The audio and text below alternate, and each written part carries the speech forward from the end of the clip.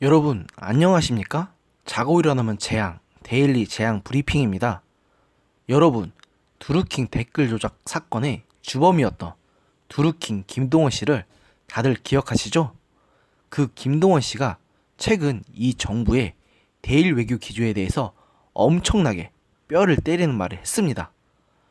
1심에서 징역 3년 6개월을 선고받은 김 씨는 서울고등법원에서 어제 오후 2시부터 열린 항소심 결심 공판의 최후 진술에서 자신의 혐의에 대해서 말하기보다는 현 정부의 대일 외교 정책 비판에 더 많은 시간을 쏟았습니다.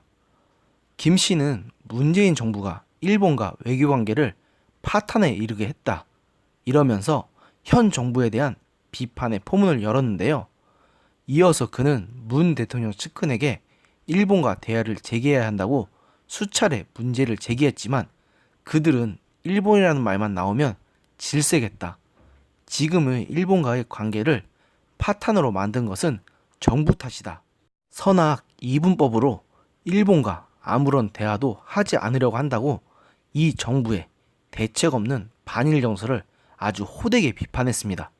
그러면서 그는 대법원장이나 일본과 관계 회복하려 한 정치인이나 저 같은 사람을 모두 감옥에 넣고 관제 민족주의로 온 정권이 똘똘 뭉쳐 반일 외치다 나라가 망국으로 가는 게 아닌지 우려를 금할 수 없다는 말을 하면서 현 시국에 대한 우려도 덧붙였습니다.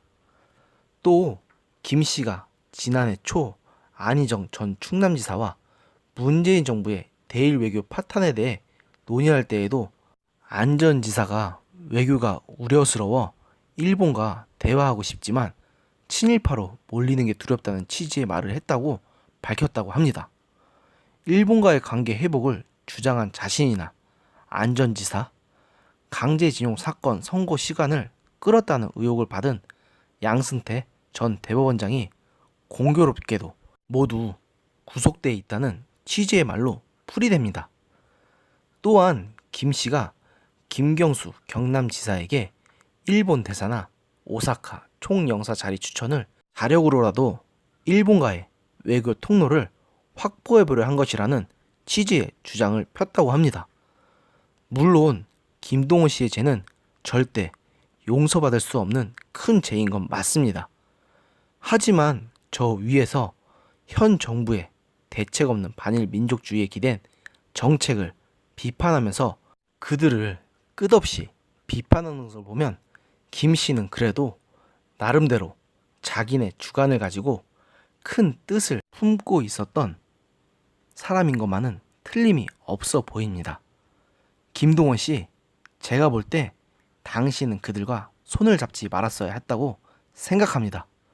그것 때문에 결국 당신은 정가자라는 낙인이 찍혔을 뿐더러 지금 우리나라에 큰 죄를 짓고 있는 사람들을 권력의 핵심으로 올려놨다는 따가운 눈총을 받으며 여생을 보내야 할 텐데 그 죄가를 어떻게 감당하시는 건지 참 걱정이 됩니다.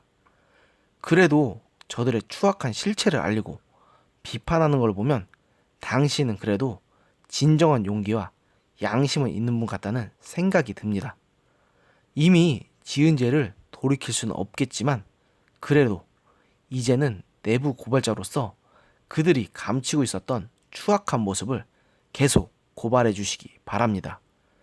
이날 재판에서 김 씨는 잉어도 피레미도 다 살았던 붓도량, 맑은 물 흘러들지 않고 더러운 물만 흘러들어 기세를 잡은 미꾸라지 놈들 용투름할 만할 오늘이라는 내용의 오연 스님의 시 오늘을 읽으며 최후 진술을 마쳤다고 합니다.